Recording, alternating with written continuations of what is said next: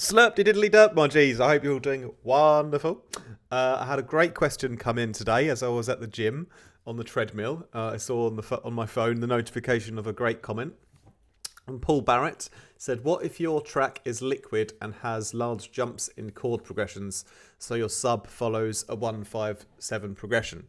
Because I recently made a video about sub bass, and I was just talking about what my favourite note is to use for the sub bass. But obviously, there's other unanswered things to talk about. You know, I can't ever explain everything in one video. That would be insane, because I could talk about music production for like hours and hours and hours and hours on end and not get to the bottom of everything, you know.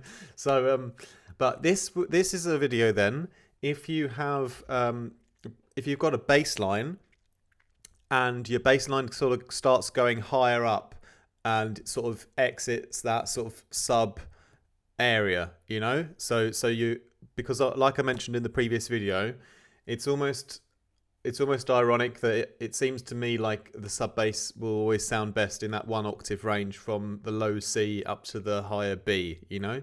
Check back to the previous video on what I was talking about. But let's say, for example, I've written a track in G, and I actually started building a liquid track to demonstrate this purpose, but then I kind of got bored and then I ended up using a Reese bass instead. So excuse me that this is not a liquid style, but it's really, the style is irrelevant. The same rule applies. So I've made a little Reese loop here, and I've written the track in G. So G is the root note.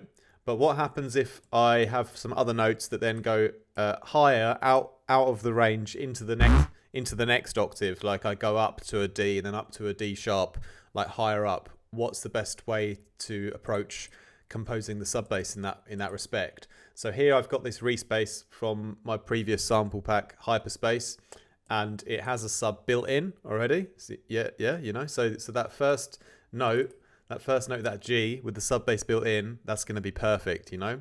But where I'm then playing the bass higher up, and I kind of go out of my sort of favorite range of where the sub bass should sit, how am I going to adjust for that? What am I going to do? So here's what it sounds like, just as it is.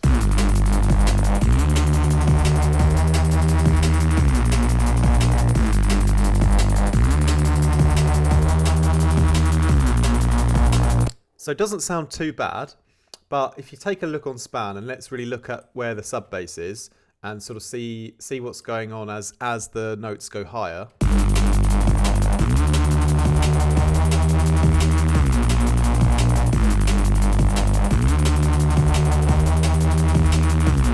Like we've got a nice amount of sub at the start where you're in G, but when we hit up to that higher D and that higher D sharp, you see the sub becomes very, very high up. It's in the sort of 70 and 80s. And to me, that's like outside of the sub bass range then. So I've actually lost the sub bass pretty much at that point.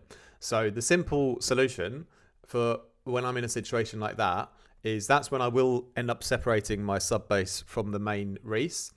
And now, if you check, well, let's have a little listen to the new version, which is where I've separated them, and pay attention to the frequency content here.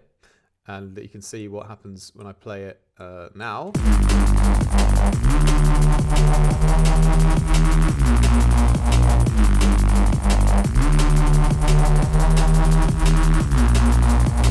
I keep my sub nice and powerful always down there, you know, and this can be really great when I want this kind of this bass line to be like the main part of my track, but I want to keep that driving sub power in throughout the whole time.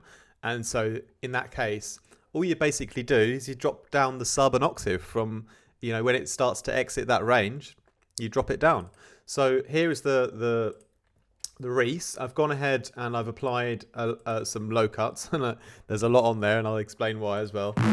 But I've gone ahead and already low cut the Reese. But here is the original melody. So G, D and D sharp. Back down to A sharp. When I come back down to the A sharp, that's in my range that I like, because like I said before, I tend to stick to the C, you know, C up to B, you know, almost, like I said, it's almost ironic how a normal, you know, octave range from C up to B tends to be actually where I also have my sub sitting like within that octave range. And if it's If it's higher up into the next C, then I'll just simply drop it down again. So here you'll see the sine wave part to the sound, and so I've got some side chains running on. If you hear like the sort of volume dipping, it's because I've got some LFOs going on. But you hear, see, so originally, you know, the bass line was playing like this, but where it's going up like so high here, and it's exiting my octave range that I prefer, I simply just drop those two notes then down an octave, you know. So those two, the D and the D sharp, drop down to back down again, so it actually goes lower. But you still get the feeling that the bass line is going up because you're really always paying attention to the mid range anyway, you know. But it's obviously it's all in key, so that's great. And the A sharp, you know, I go back up to the A sharp because again, this is my octave range from the C to the B where I locate the sub bass always, you know. So if I drop the A sharp down, that would be too low for me. Then that would start rumbling. So because C is the lowest that I'll go. This is the C at around, you know, 30 hertz or whatever, 31 hertz, something like that, you know, in that range. So yeah, I'll just drop that down, and then when I play them together, then, you know, you'll notice you'll hear that the sub bass kind of drops, but most of the time the ear is still going to pay attention to the mid range on the bass anyway. So that's the best solution for me in this problem, you know.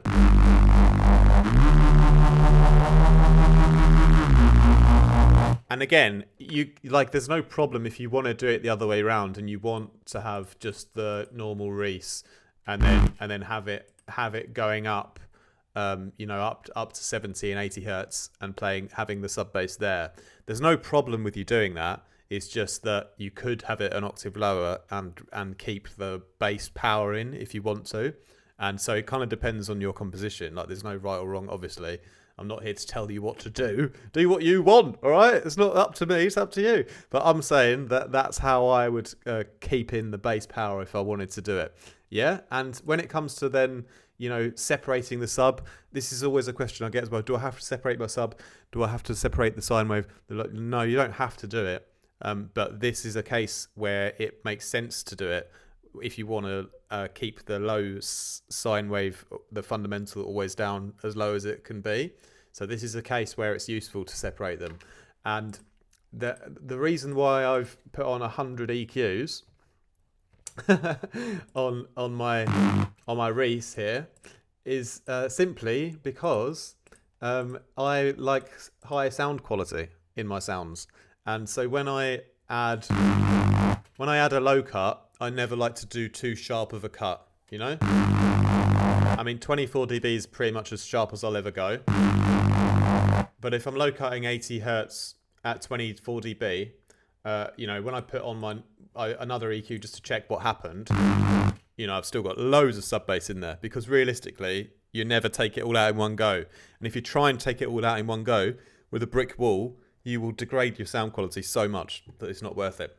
When I'm making my low end, I'm sculpting the car body of a Porsche always. That's how I imagine it. I'm trying to get that perfect smooth blend every time. So that's why I will use 12 EQs if I have to get the job done like that.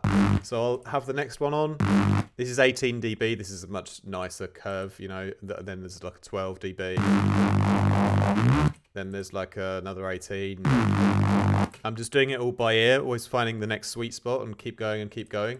And then, you know, even at this point, you know, if I take a look what I've done,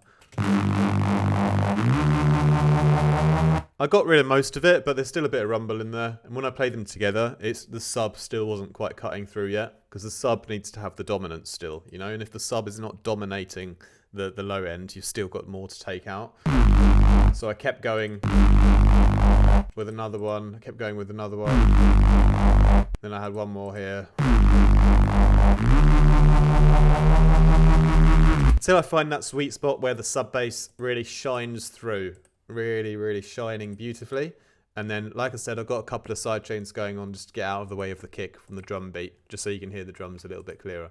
But that's basically that part wrapped up. I don't EQ the sub because it's only the sine wave in the low end. It doesn't have any high end to take out. You know, it's just one sine wave. It's a praise the Lord, hallelujah, sine wave. Thank you. It's a wonderful thing. You know, you don't need to change it. The same then as it was before, and it's the same now as it will ever be. It's a sine wave. It's the foundation of sound. All right, so you don't need to EQ it. Anyway, that is basically how I would then how I would redesign my sub bass composition to fit with a bassline composition which kind of goes up higher and out of my preferred octave range for where a sub bass should sit. This would apply if you went lower as well. If you had a bass line that was a bit higher up on the keyboard, for example, and you had a sub bass track to it, but your bass root, your root note kind of went lower than the C, then in that case, I would, in the sub bass separation, I'd bring it up an octave so it always stays in that same range, So it's just about having that sub bass never leaving that range. And usually when I'm composing, it doesn't really leave the range so often anyway, so I don't have to do this very often. But in cases where it does happen, then I'll just separate the sub, EQ it nicely together with the original again, and then then you can keep the sub bass always in the right octave range.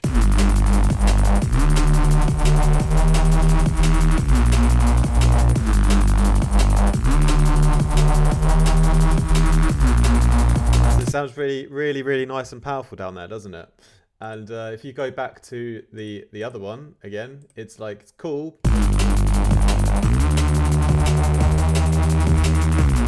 But when you're going up to those higher ones, your sub is not in the same octave range as, it's kind of gone too high, so you've lost like the bass power. So for this kind of track, it sounds much fatter to me like this.